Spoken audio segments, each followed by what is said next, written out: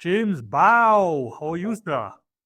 I'm pretty good. Actually, it's pronounced Bow, but everybody gets that wrong. I, That's okay. I should have actually asked that. This time I thought I held right. For listeners, don't make assumptions. Please ask. Sure. Yeah. How are you doing? It's still morning for you, correct?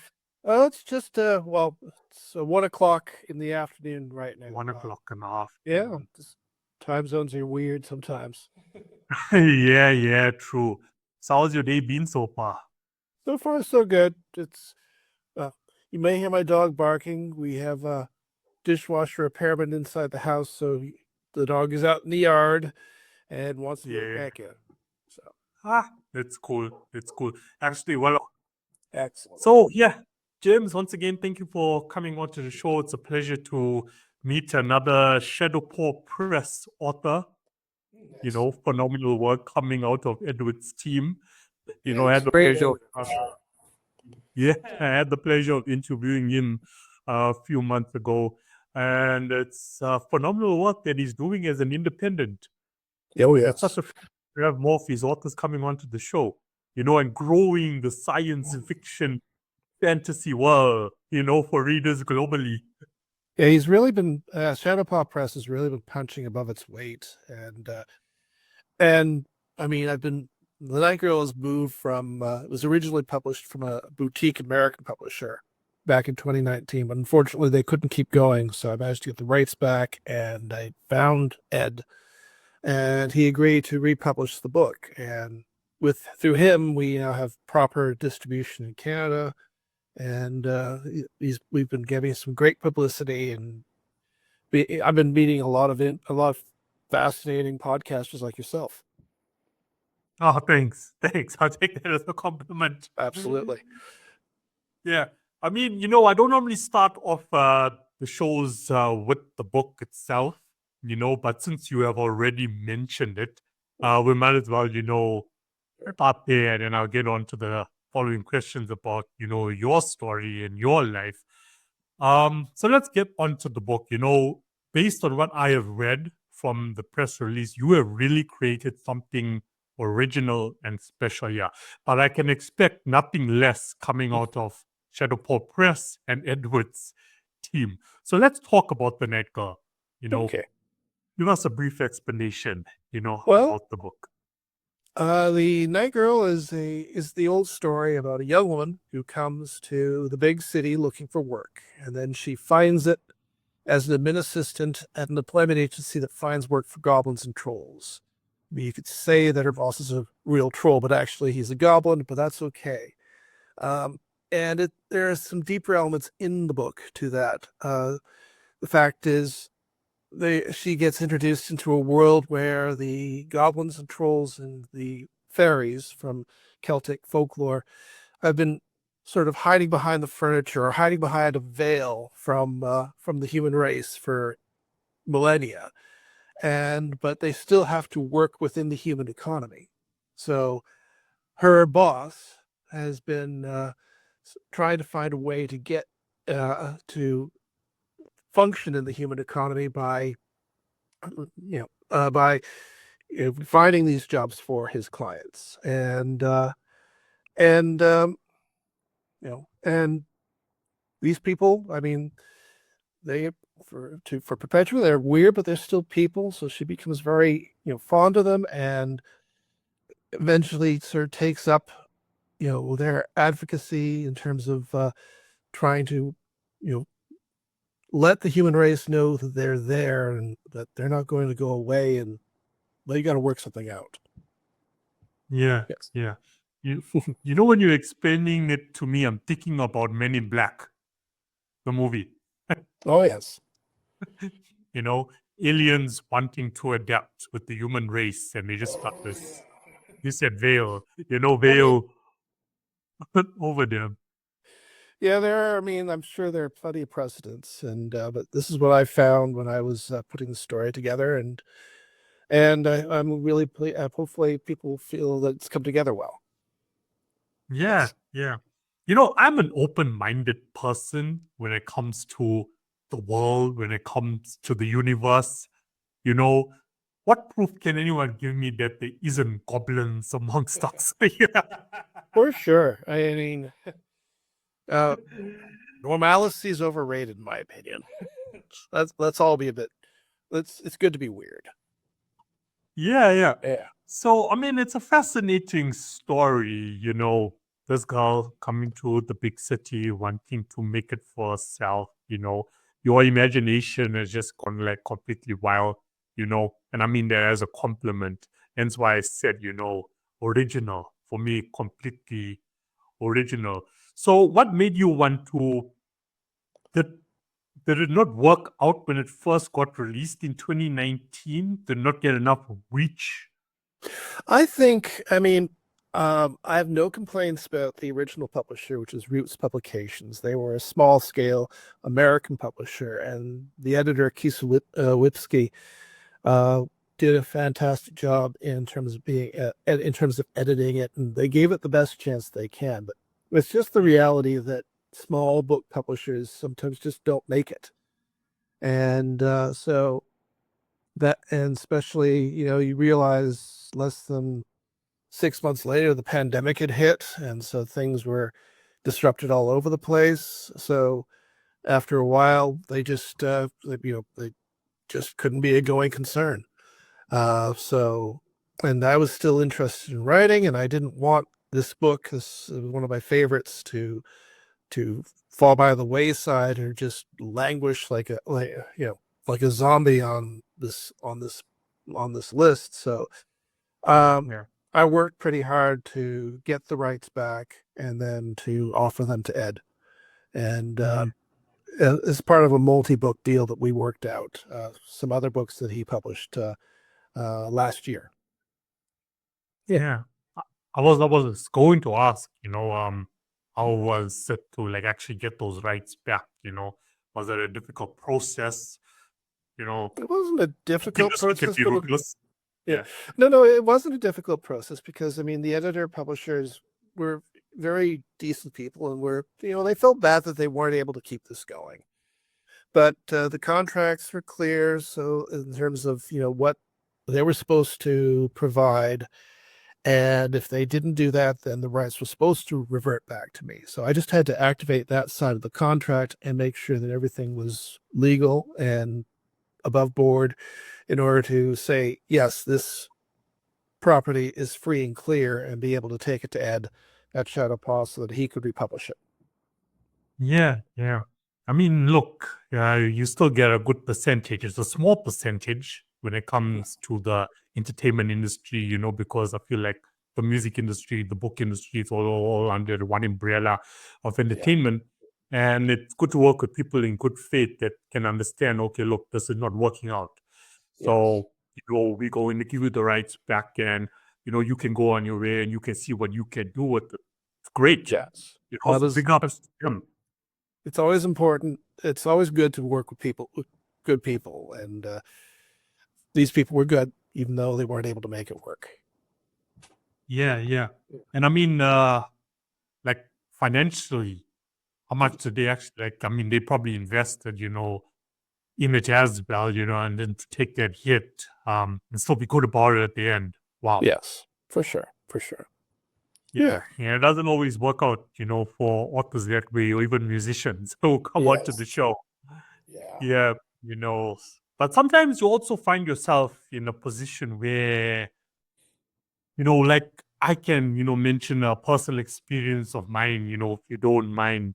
I'm in the music business, the music industry myself, as an independent with my own independent label as well.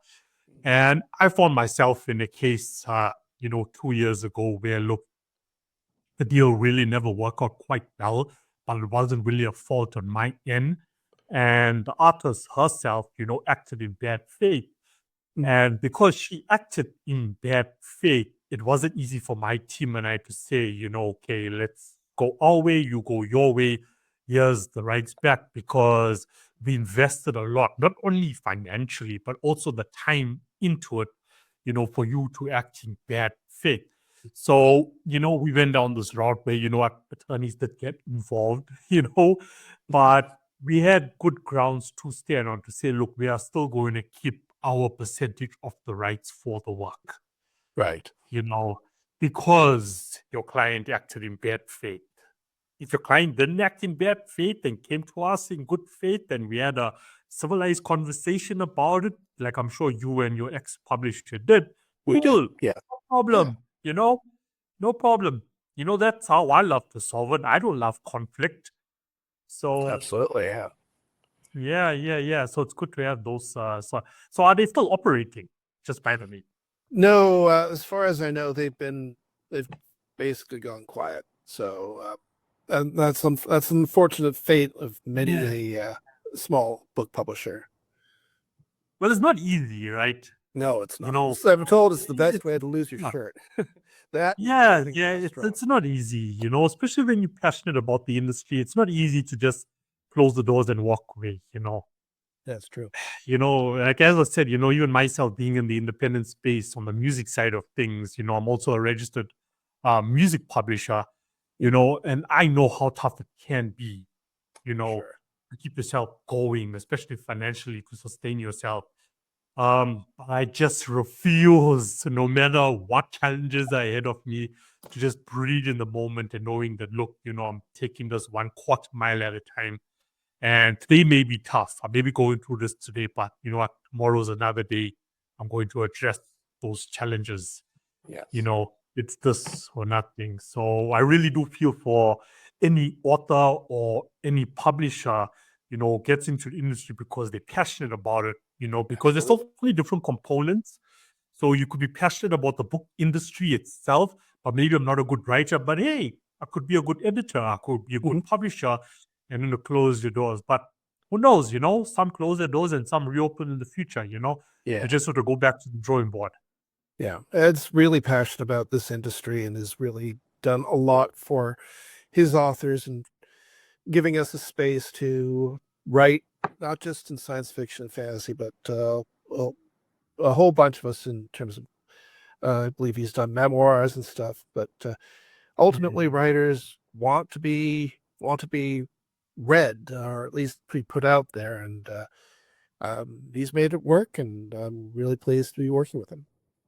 He is a phenomenal guy. And for new listeners, I'm going to take that conversation I had with Edward, to the show so you can get to know Edward. I mean, he is in it, like all in it, and he is passionate about what he says. I was blown away, on how much he actually takes on and still does it so well. Yes. For sure. Absolutely. Yes. And how committed he is, not only to his work, but also to his authors, such as yourself. For sure. So you definitely did. Yeah, you definitely did find a great publisher to continue the work. Yes. So from 2019 until you came across Edward and Shadowpaw Press, what were you up to? Well, I mean, I have a day job as a communications officer, which means doing press releases, social media campaigns. So I was environmental activist as well, activism, that sort of thing, and so that was what I was working on for to pay the bills. But I was still writing because that's my top passion. I created the book The Sunrunners, which Ed published. It's a young adult science fiction story set on Mercury, and through Ed, I put together an anthology called Tales from the Silence, which is a companion sort of book of short stories to go with the Sunrunners, where I asked 10 other authors I said, hey, this is the universe. This is what's happening. Submit your stories. Let's, put all this together and bring it out. And so those two came out last year, and Ed gave them, a very good push. And this was the Night Girl was another part of the republishing of the Night Girl was another part of that. So I'm always sort of trying to write something. Currently, I'm working on another companion novel to the Sunrunners, but in terms of what the last 5 years, that's been the case of what any author does: the day job and writing when he can. Yes. Yeah, but you haven't given up. We haven't No, definitely dropped can. You like a lot of creators, they're like, it's not working out for me like financially. So, okay, cool. Either option one, which I suggest, get a side hustle, that's going to cover your living expenses at least, Yes. minimum. Don't worry about pleasures, or get a day job and use the time available to you after that to work on your craft, Yep. Yeah, my family, my wife's the more famous writer in the family. She has her books as well. So we're both, we both believe passionately about being creative, having, creative outlets. And so we give each other time and we support each other in terms of spending time to write and create. And that's what fulfills us ultimately. And I am very lucky to have a day job. Right now I'm freelancing, but to have a day job where I'm also creating things, because press releases and things like that is also writing. So that's what I am ultimately. I can write nonfiction, I can write press releases, but I enjoy writing stories. Yeah. Yeah. Well, I mean, you're writing great stories. When it comes to your character development, Yes. the lead character in the night girl, Perpetua, am I pronouncing it correct? Yes. Perpetua. So, how do you go about character development? How does it come to you? There's they talk about whether you're, in terms of writing stories, whether you're a pantser or a plotter, if you like have everything sort of written out in advance, or if you just sort of make it up as you go along. There is a lot of me making things up as I go along. I tend to, in the early part of the story, throw things at the wall and see what sticks. But the initial drafts of the Night Girl started appearing in 2003, so 22 years ago, goodness. But I had this image of this feisty young woman, uh, uh, working in and around downtown Toronto, and the underground city that exists there. Just that image came early, and a lot of the early work in the story was exploring um, what how that world works and how she reacted to the world. So the original character, in terms of development, the original character sometimes just sparks. Um, and then it's a process of, exploring that character and seeing what works, what doesn't, and then refining and refining until you come up with something that's publishable. Yeah. Another example of the spark would have been one of the first stories I wrote. I wanted to do a story I was inspired by Madeleine L'Engle's A Wrinkle in Time, and I was trying to put together this idea of this young woman, early teens, being bullied at school type, slowly came to me, and I was like putting things together, and I was like, what is her name? What is her name? I just need that name, and suddenly things will come together and I can explore it further. And I just happened to be, I was like walking to lunch with my wife and her boss, and they were in conversation with each other. And I was like thinking about, I was like, what's her name? What's her name? What's her name? And they sat down, they said, oh, the salad is passion fruit and thyme. And I just went, her name's Rosemary, because the book's initial title became Rosemary and Thyme. Just it hit, and I had the name, and from that I had I had a bit of a character, and I just explored that further. So that's, you get sparks, and then you just explore. Yes. Yes. Like the answers are all around us, right? Oh yeah. Just to like pay attention, Yeah, and then, and it'll come at any random moment. yeah, you get that little bolt of lightning, and then you Yeah. have to chisel off the stuff that doesn't work. 100%. And do your characters resemble like your characteristics in any way or form? Well, I mean, I do find most of my lead characters are women. So I'm wondering. I mean, sometimes we write about ourselves, but sometimes I think we also look at our alter egos. So if you Yeah. we see ourselves and then we flip it, and that becomes interesting. So I'm wondering if that's the case, because I guess the characters that I want are like the characters that are authors' characters are often like their kids. They want the best for them, and they want them to experience. They want them to have characteristics that they themselves don't quite feel they have. So there may be some of that as well. But yeah. So Yeah. And when you bring people, readers, into your universe, right? What do you want them to take away from your work? Where do you want to take them, their minds, their imagination? well, ultimately, I want them to have fun. I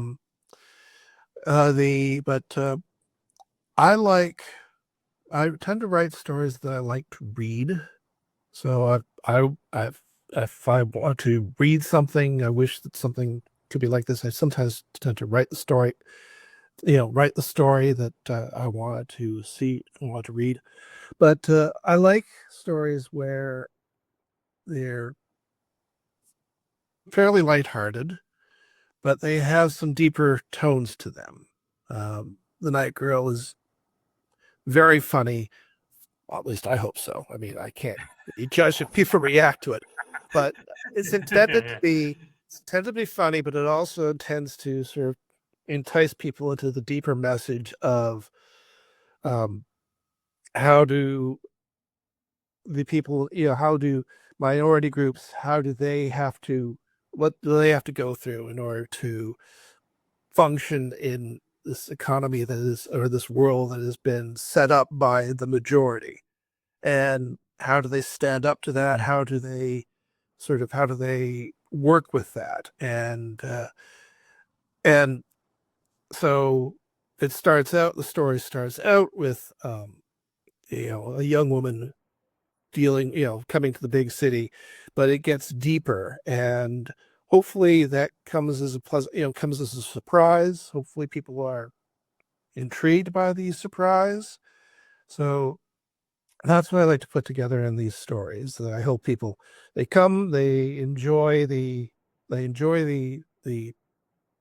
lighthearted feel of it at first, but then they come away with some deeper messages. Yeah, yeah. That's what I love, That's what tells me a creative is truly passionate about their work because they have a deeper message and purpose behind it. Absolutely. You know, Yes. so I love that response. Thanks, James. Oh, you're welcome. That's what, people can take away from it. If an author or any creator tells me, nah, I just want them to read it, it's just a story, but okay. But there has to be something that, you want to Absolutely. Yeah. with. But, even with music, whenever like I produce music, it's like I want my listeners to take away a deeper message from it. For me, it's about how do I empower them? How do I inspire them? How do I get them to believe in themselves and keep going? That bigger, deeper message as you stated. James, your history with science fiction and fantasy goes back to 1978. Do you want to share a Yes. bit about that? Oh, yeah. I mean, I've been a fan of Doctor Who long before it was ever considered to be cool. I could trace the first episode that I saw to, I just happened to walk into the room when my aunt had turned it on TV Ontario. And thanks to the work of fans, I remember the episode specifically. It was a scene from Genesis of the Daleks, episode 6. And from fans of the series who keep tracking this sort of thing, said, "Oh, that was on TV Ontario in such and such a month, 1978." And it's like, "Oh, thank you. I hadn't realized that."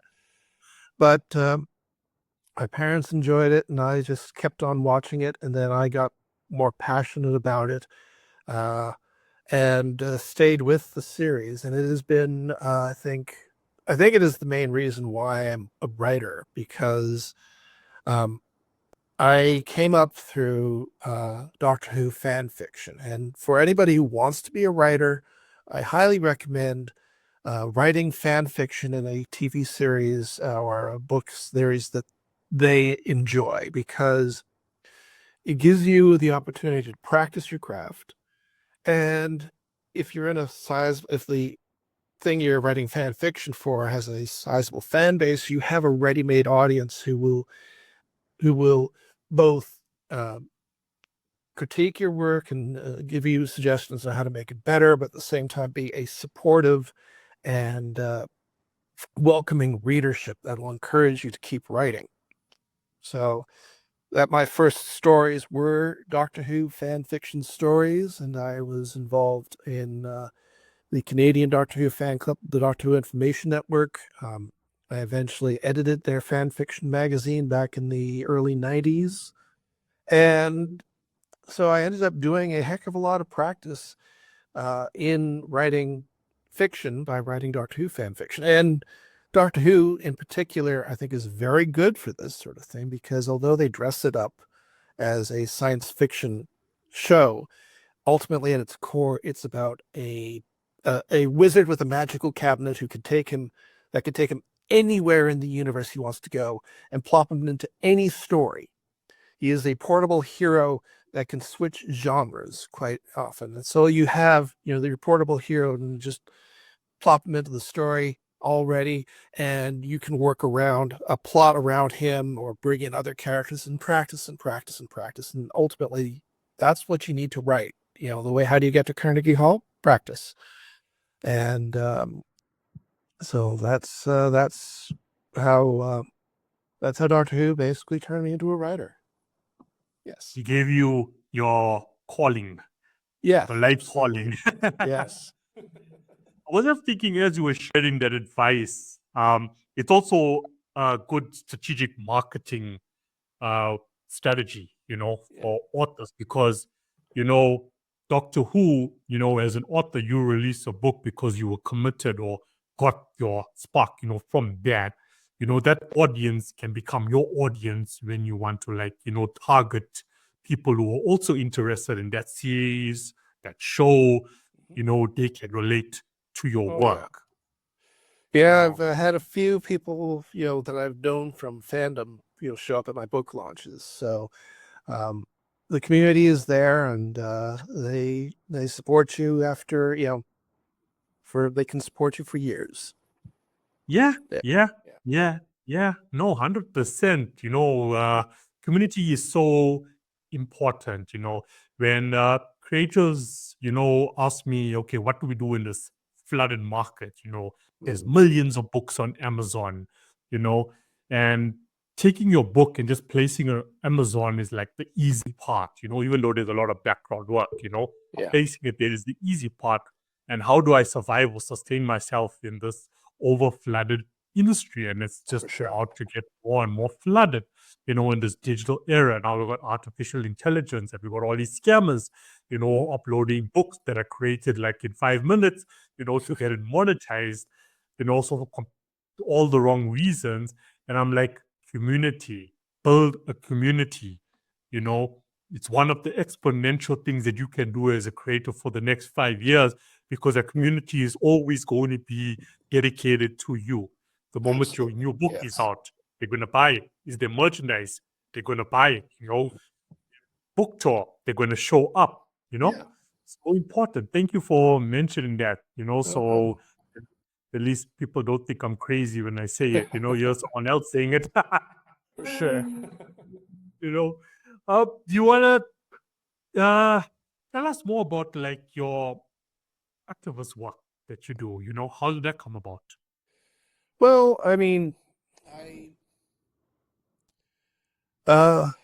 want to leave the world in a better spot than what I found it, I guess. Ultimately, it's just the way I've been brought up.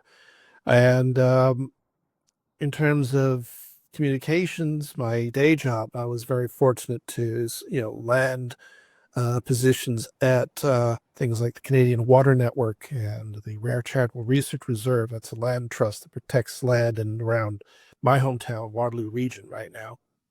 And so, I'm not an activist. I don't usually go out and protest. So, but I believe I pay attention, and I care strongly about how things are going in this world, and how things are how things are going badly, and wanting to do something about that.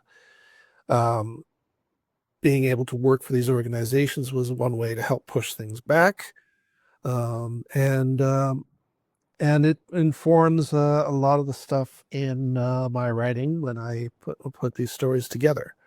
Um, I mean, with the Night Girl, again, I've told you the deeper themes there. Yeah. And it was also the case in the Sunrunners, because the idea behind that story is um, the idea was the Earth did not solve climate change, it just pushed the consequences back by about a century, long enough for them to establish colonies on the inner solar system planets, the Mercury, Venus, Mars, and the asteroid belt. And then the environmental collapse happened. So the Earth's civilization just went silent, and leaving these established colonies in the inner solar system on their own without the Earth looking over their shoulder. And we explored some of the deeper themes in there in the Sunrunners. With the one of the things I put in was the idea of the last good day. Because there's a section there about somebody who remembers, like, when was the last time we had a good day before it all went to heck. And I've also reframed this is a matter of privilege, because if we are honest with ourselves, that last good day before it all went to heck, the root causes of when it all went to heck stretch back days, months, years before that so-called last good day. The last good day is only when it became bad enough that we could no longer ignore it because of our privilege. So I guess that's where sort of my political activism sort of feeds into my writing. It asks these questions that I have to explore, and difficult questions are good fodder for impactful writing, I think. You want things to go deeper, you got to ask the tough questions. Yeah, yes, yeah, 100%. Well, I'm glad you don't protest. I mean, there's no value in standing on a road with a board, really going to solve. I do think it's important that you do sometimes have to show up, because a lot of people out there feel alone. And if you show up and you state your stance in favor of these things, that will give them more courage, because they will know then that they are not alone. I've been asked this question in another podcast of how do you deal with these when you feel that the political situation of the world is going badly. How do you give people hope? How do you and ultimately, the metaphor I came up with is you stand like a lighthouse. The waves are coming in, bashing against you, but you just stand and stay true to your principles. You say what those principles are. Like, I believe everybody should have universal health care. And if you just stand against the waves and offer that light, you will give people hope, and they can offer that light to other people. That's ultimately all we can do.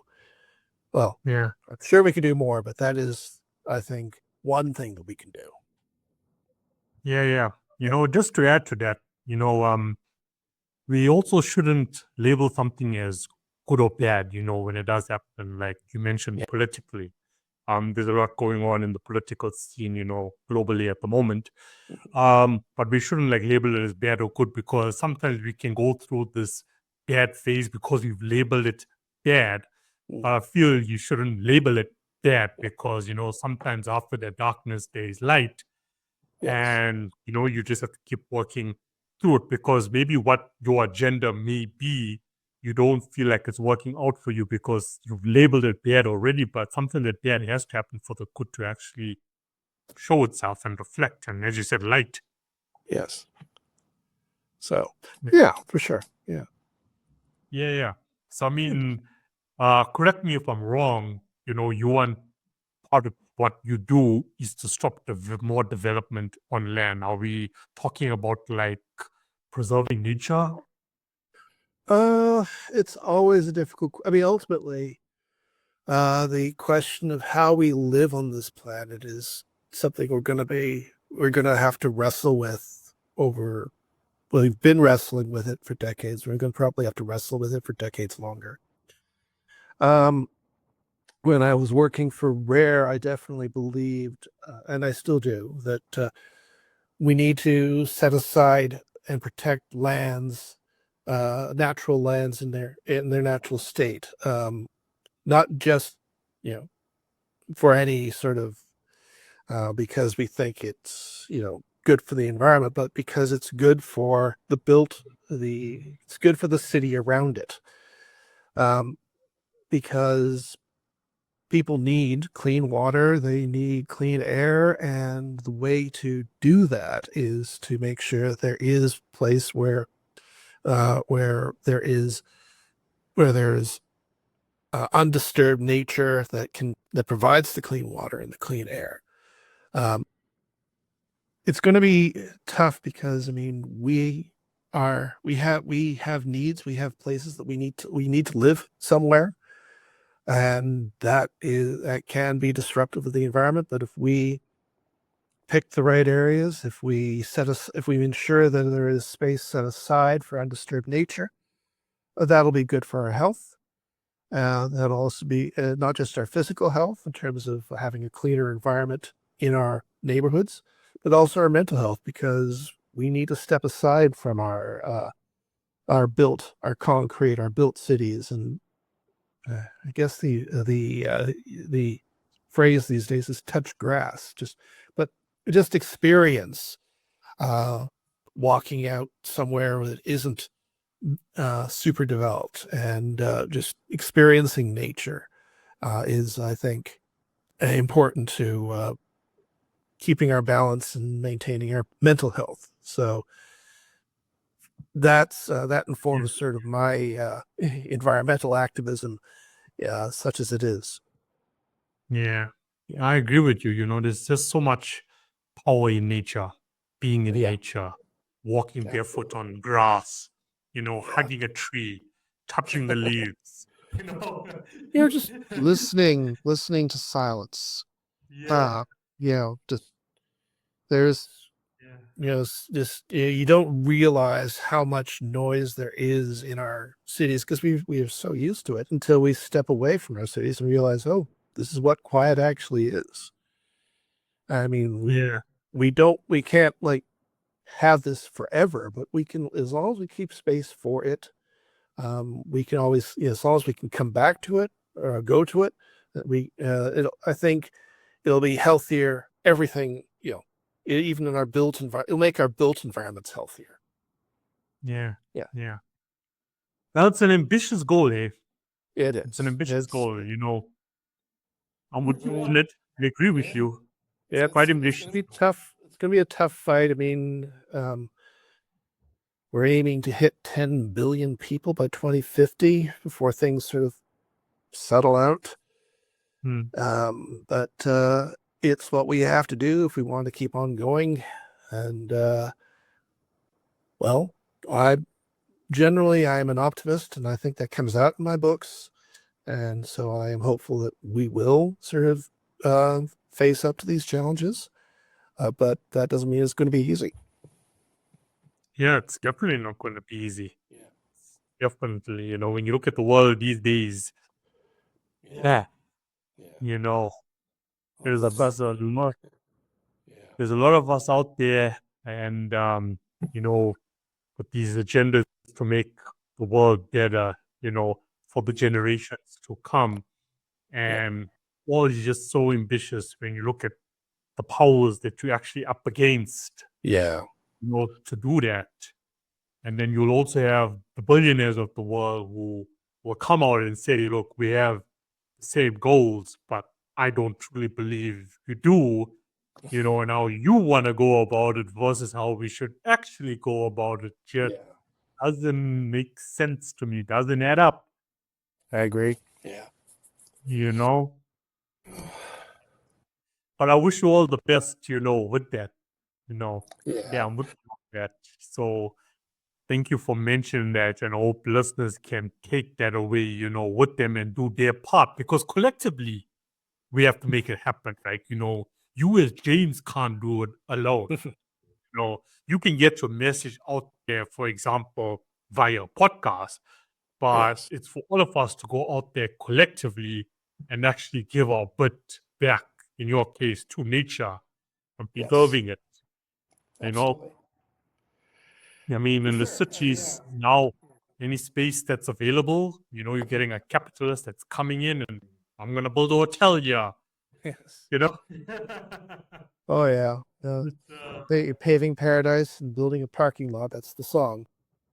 Yeah, no, 100%. And I am not depending on these organizations of the world, such as the United Nations, which came up on another show of mine, last Saturday, to do anything about it. Yeah, I know. The only thing that's ever changed the world is like people's, individuals. And and and in the end that's what we have to do. We just have to stand up for what we believe in, and that's ultimately how the Night Girl ends. Spoilers. But the goblins and the trolls eventually have to step out from the veil and sort of present themselves to humanity and say, look, this is who we are, this is who we have to deal with. And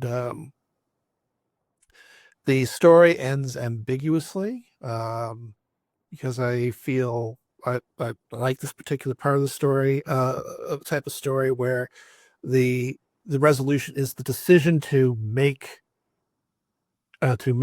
take this action. We don't see what the result of that action is.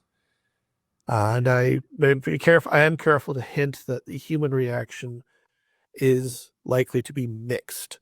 I mean, there are better angels in the human race that will sort of respond favorably to this, but there are also people who will not respond well to this. And in the end, well, the most important thing is the decision to stand up, and that's what the ending of the Night Girl encompasses. So, Yeah, the decision to stand up. Another deep message in the Night, James, I mean, wow. Thank you for such a humble conversation. My friend, I had a good time. Appreciate you having me over, for sure. Yeah, this was extremely, down to earth, humble, so much humility in the chat. Yeah, but I mean, I respect you, for what you're doing, like on the day to day, but also in your work itself and the messages, for us as humans to take away from it. Yeah. So, James, where can people find you online? Oh, no, sorry. Oh, yeah, you're good. I will share one more story because it's fun about the Night Girl. The first book, when it came out in 2019, had the Toronto's CN Tower. It's the big sort of space needle that you can't miss it when you see the Toronto skyline on it. And the fun part, well, it wasn't fun at the time, but the CN Tower is owned by a crown corporation called Candlelands. And when the cover featured it prominently, and when we put it out, we were promoting it, I got a letter from Candlelands Corporation saying, you are violating our trademark by using this photograph of the CN Tower. This is a cease and desist. And I freaked out about that. And my wife said to me, it's like, there's a building is threatening to sue you. You could use this for big publicity. And I also reached out to the science fiction community in Canada, and said my tale of woe, and got a lot of support. And particularly Cory Doctorow reached out to me and got me in touch with a pro bono lawyer, and our response that we crafted was simple. A, you cannot copyright a building in Canada. Okay, it says so right in the Copyright Act. If any photograph of a public building taken from a public location is the copyright of the photographer, and the photographer can do with that picture as they please, such as license it, which is what we did. We purchased a license to use this photograph. They have no copyright claim there. Now they were claiming a trademark because of the image, but trademark is only supposed to be used because to prevent confusion or damage to the brand. And nobody's going to think that a building is releasing a fantasy book series with strong female protagonists. Okay, nobody's going to think that this is a guidebook about the CN Tower and think that it's infested with goblins and trolls and not go. So they have no trademark complaint. And we put this in the letter in response to Canada Lands, basically saying, nuh-uh, and sent it out and sent a copy to Cory's friend, who was David Nicol, who was a reporter at the Toronto Star. And it went out in print and online and generated a lot of attention that way. And probably gave the CN Tower people a bit of a day, which is fine because they gave me a day too.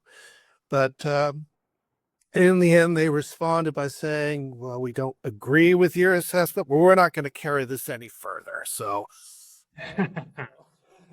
we got to keep the first print run and get some unexpected publicity out of it. And so that's one of these opportunities that just sort of drops in your lap out of nowhere, and you've got to make the most of it. So that's a lot of fun. And it gets it's a good story to share with podcasters like yourself. Yeah. But it also sends another deeper message, stand your ground. Absolutely. I did find when I got the cease and desist letter, I just did a Google search and found like 5 other books that had the CN Tower on their cover. And I reached out to the authors like, have you received anything like this? And they said, no. And I suspect that they were, because these books were from bigger publishers, they went after me because I was small, and hoping that I would roll over, that they could take that and then use that on the bigger fish. But I'm rather pleased that I didn't roll over on that. Definitely stand your ground. Yeah. Or it could have been something personal, Yeah. Maybe they did their research on who the author is, and then they saw, look what else he is, promoting out there when it comes to the environment. And at times you can be seen as a threat by the big corporations. And then they come after you thinking, okay, no, you just going to back off. And you never. And you ended up coming out on the other side winning. Yeah, for sure. That's my take on it. Could have been a threat to them. Well, some way, somehow. You just don't know, what it was. I do suspect, you can't miss them on the Toronto skyline. So if they could somehow find a way to monetize that, they would do, but the law is against them, ultimately. They're a public building. They're going to show up in any sort of thing that has Toronto on it. It's a big symbol of the city. They can't, it's going to be hard for them to trademark that. Yeah. No, thank you for sharing that. Thank you. You're welcome. Another message to, the small guys out there, stand up. Absolutely. Stand up. Don't be afraid to stand. You believe that, you've done nothing wrong. Yeah, for sure. In terms of where I am online, people can visit me at bojamesbow.ca. And that basically gives the link to everywhere else, so they can learn about me, what I write about. I post a blog pretty regularly. So I'm on Blue Sky and on Mastodon and on Facebook. But if you look for me at bojamesbow.ca, you'll find me and find where else I am. Perfect. Thank you. I will definitely share that link. And of course, you are on Amazon. Yes. So if if you're not in Canada, if you're not in Canada and able to get to a local bookstore, definitely Amazon will get my books to you. So you also have a Kindle version available of the network. Yeah, I'm available on ebooks, Apple iBooks, or I think it's just Apple Books now, and so all the other electronic platforms. And if you go to shadowpawpress.ca, I'm also available there. You can order it there in print and in EPUB. So that's another good place to go, to Shadowpaw Press's original website. Perfect. Thank you. I will definitely share all the links that you have just mentioned, where people can find you. James, thank you once again for honestly a humble conversation. Oh, thank you. Yeah. It was great. It was pretty great. Yeah, I wish you all the best, with your book, with your environmental work. Keep going at it, Will do. Yeah. And I will do my best on my side, to share parts of this interview, of this chat, about the work you're doing, for the benefit of humanity. It's a strong message to push out there. Thank you. Thank you.